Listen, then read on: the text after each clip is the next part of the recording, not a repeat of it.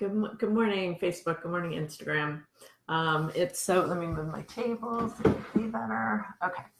It's really nice to be back after a few weeks. I was traveling, I was teaching, I was at conferences and meetings and stuff. So, oh my God, it's so nice to be home. And I felt like exhausted the past week trying to catch up and trying to, get back into my sleep and my routine and all that stuff that is so wonderful and supportive about that I love about the yoga practice. But then you go and you travel and it disrupts your vata. And then you are like, oh my God, what am I going to do? I think I'll start a 14-day challenge of how to use yoga to ease exhaustion. That was one of the thoughts in my mind about why to do this. But also, I did a survey last month, just put it out there to my community. I had I had close to 250, 300 responses, really good response to the survey.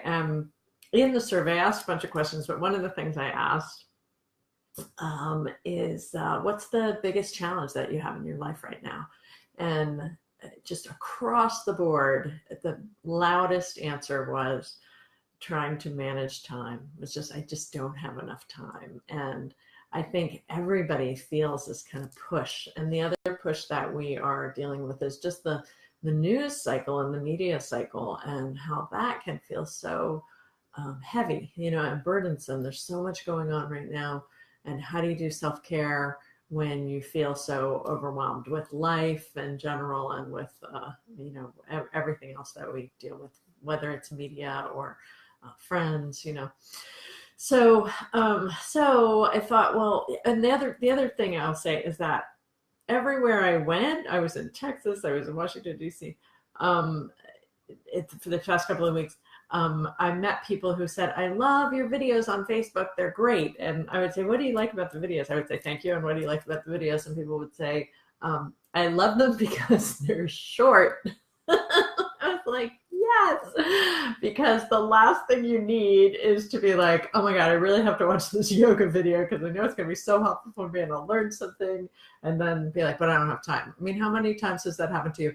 I have a video right now on my computer screen that's been up there for more than a week from Donna Ferry about the sacroiliac joint. She's a great teacher, but the video is 20 minutes long. So I'm like, where do I have to? I still haven't found 20 minutes to watch it. Maybe I'll get to it today, So my idea, the reason I'm calling these yoga small plates is I thought, okay, just something little, just 6 to 8 minutes, maybe 10 minutes sometimes, but really small and with full, packet with really good ideas, things that are going to be helpful for people to manage time better, to overcome or ease some exhaustion. So I'm calling this 14 days of yoga small plates, nourishing recipes for easing exhaustion. So I hope it's helpful for you. Please leave me feedback and comments. Leave questions in the comments if you're on Instagram, or if you're on Facebook, leave questions, and I'm happy to get to those in between the sessions. I'll be here every day, every morning at 9 o'clock Eastern time. So I hope you can join me, but if you can't join me, try and find 6 to 8 minutes throughout your day and it might be helpful.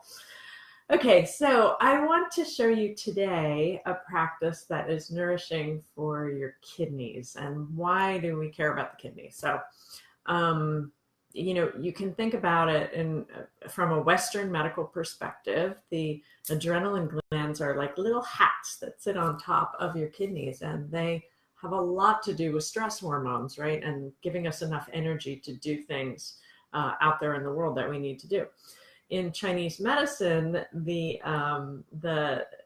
idea is that the kidneys are the storehouse of your energy, your oja. In Ayurveda, it would be ojas. In Chinese medicine, it would be jing. They're the ones that store this sort of primordial energy, this energy that has come from birth, and when it's gone, then you're gone. So you have to nourish it throughout your life. And one of the things that the Chinese say is that the kidneys have to reach up to the lungs and grab the energy, grab the prana or the chi. They say chi, but grab that prana energy and bring it down. So that tells us something about breath, doesn't it? one of the breaths that's so popular in the yoga world is belly breathing. We all know belly breathing, right? Breathing into your belly here. And you can use your hands to do it. And belly breathing is great. It's wonderful. It has so much benefit, particularly for anxiety or stress. Now, kidney breathing is a little different. It has a little different spin on it. And basically what you're doing is finding, oh, and I'll bring my skeleton out. You got to find your kidneys, right? So where are your kidneys? This is Mr. Thrifty. He helps me with things. He doesn't have any kidneys. He really wasted his jing. It was sad, but now he knows better, and he donated his body to help. Obviously that's not true. This is not a child skeleton. This was made specifically for teaching purposes. So what I want to show you is where his kidneys would be. So here are these lower floating ribs, right? And the kidneys sit mostly tucked up underneath them, supported. So, you hear about like getting punched in the kidneys. That's that area. It's very tender.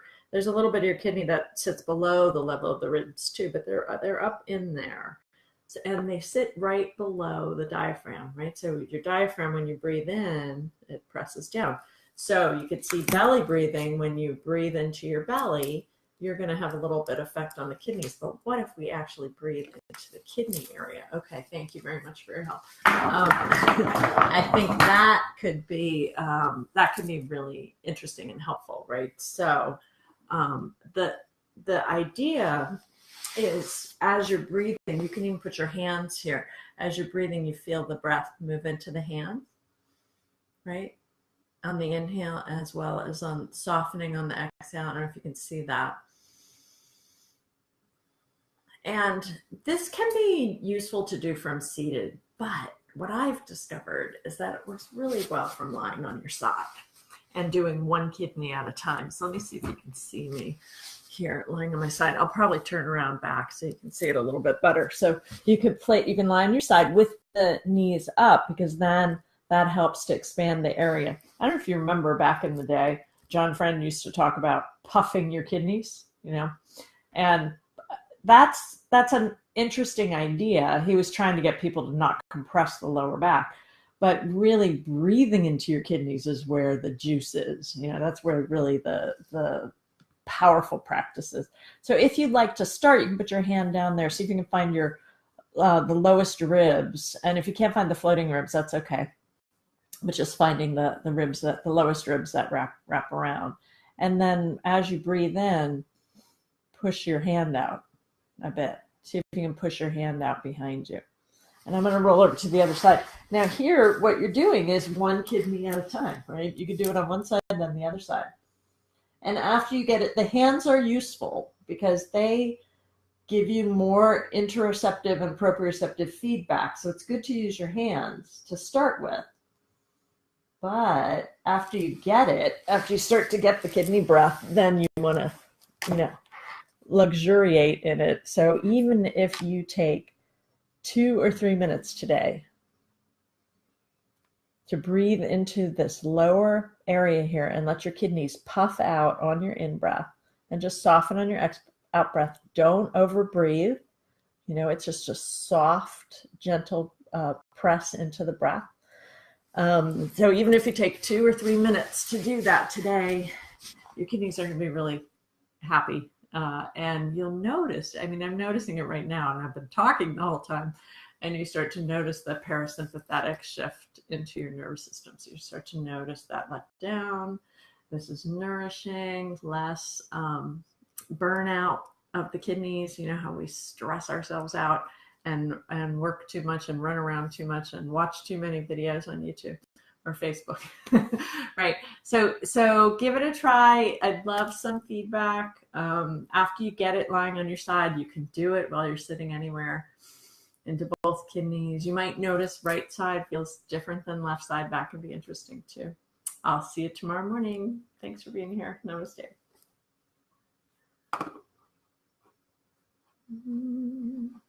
Okay, I'll figure out how to end the video.